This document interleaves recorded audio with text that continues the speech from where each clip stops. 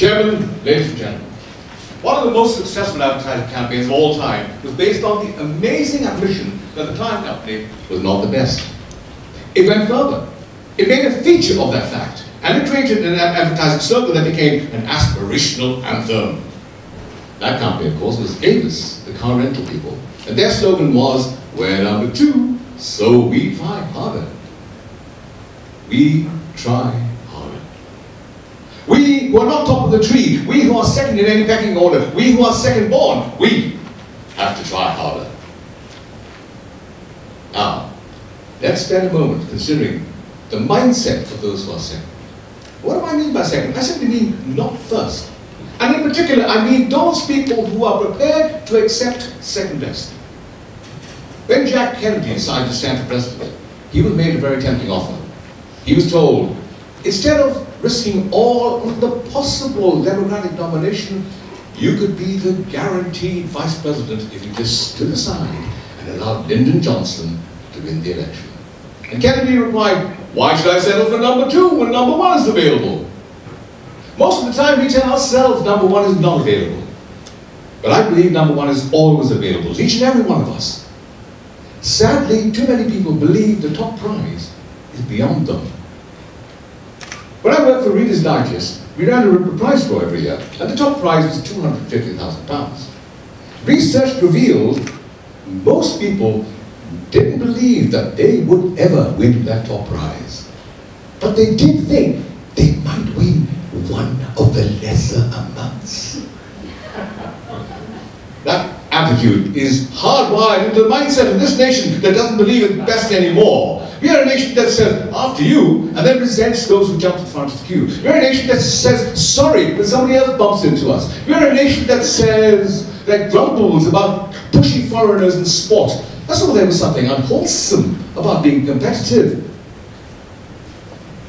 It reminds me of a frighteningly perceptive sketch on television some years ago with John Cleese and the 2 Ronnies. You may remember it. In which the catch line was, little Ronnie Corbett said, "I know my place." That resonated with me because I was the second born in my family. In the Far East, where the firstborn is everything and the secondborn is nothing. That's who I am.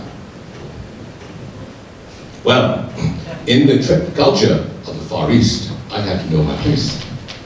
At boarding school, my elder brother was the leading distance runner. He was the top boxer at his weight. He was captain of the debating team. I was his understudy. Even my successes were attributed to him. When at the age of 13, I came 3rd in the school's open essay competition behind 2 17-year-olds, no one congratulated me because everyone assumed that the precocious writer was my 14-year-old brother.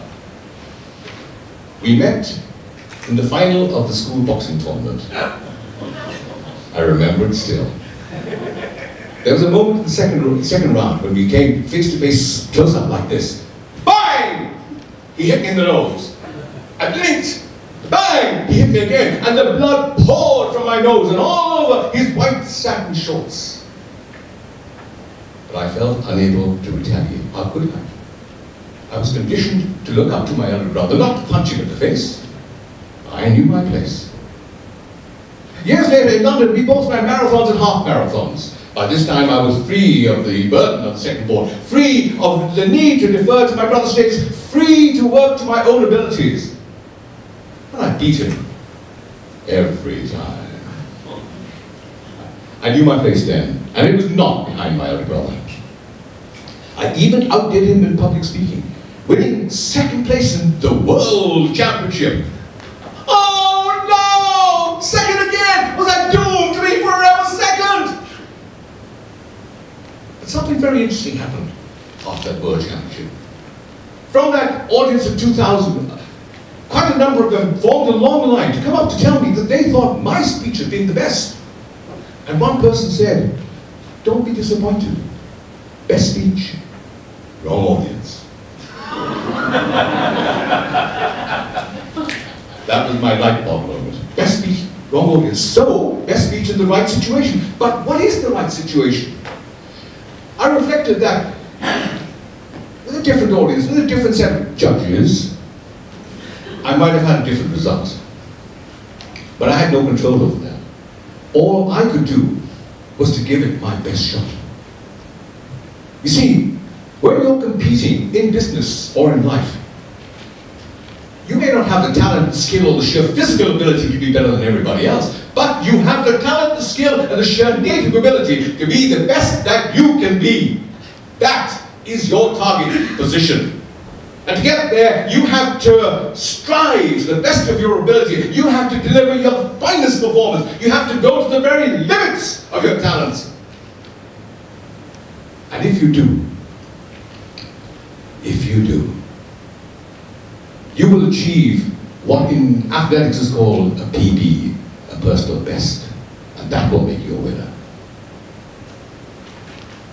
Because often that personal best and that honest endeavor is enough to win you the contract or the contest. And you will know that your position does not depend on anybody else or how anybody else performs. It depends on you being the best that you can be, because then you will be a champion. You will be the champion you, and that is your distinction. Second, it's all in the mind. Mr. Chairman.